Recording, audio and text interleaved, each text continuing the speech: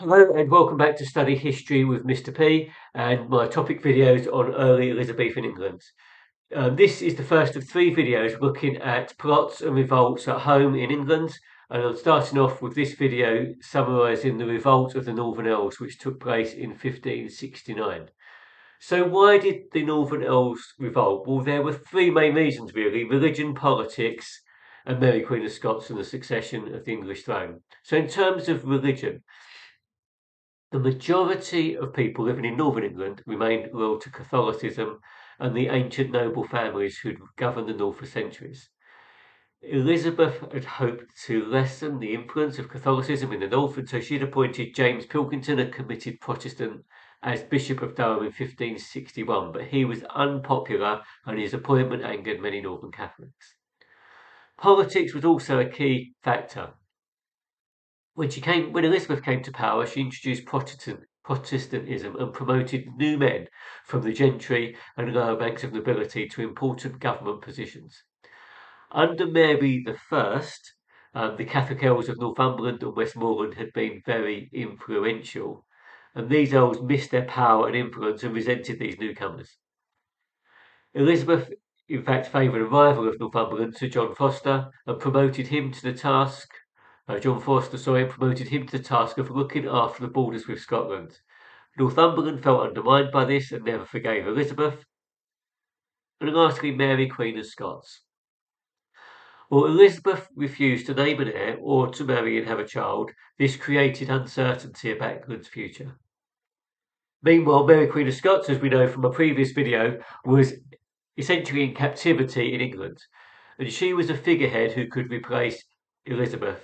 And if she did, the issues the earls had, in terms of loss of power and so on, would be resolved. Mary, Queen of Scots, and the Duke of Norfolk planned to marry, and any children they had would provide heirs. The marriage between Mary and the Duke of Norfolk was not approved for the following reasons. Firstly, because the marriage of nobility required the Queen's permission. Elizabeth also had made it clear that the line of succession was a matter of royal prerogative. And the Duke of Norfolk, despite being Protestant, was sympathetic to Catholics. So what was the revolt all about? What was the plan? Well, first of all, the Earls of Northumberland and Westmoreland were going to raise forces north and take control of Durham. They would then march south and join the Duke of Norfolk. The next part of the plan was to involve thousands of Spanish troops landing in Hartlepool to support the rebel forces. And the Duke of Norfolk and rebel forces would seize control of the government in London and overthrow Elizabeth. Spanish troops would then overthrow any resistance. Mary, Queen of Scots, would be freed, ready to marry the Duke of Norfolk and take the English throne. So that was the plan. But what actually happened? Well, once Elizabeth knew about the plot, Norfolk was arrested and sent to the Tower of London on the 1st of November 1569. But Northumberland and Westmoreland became desperate and pushed ahead with the revolt. They headed for Durham and took control of the cathedral from James Pilkington, who fled south. They destroyed any evidence of Protestantism and celebrated Mass in the cathedral. The rebels then turned south, bearing banners with religious symbols.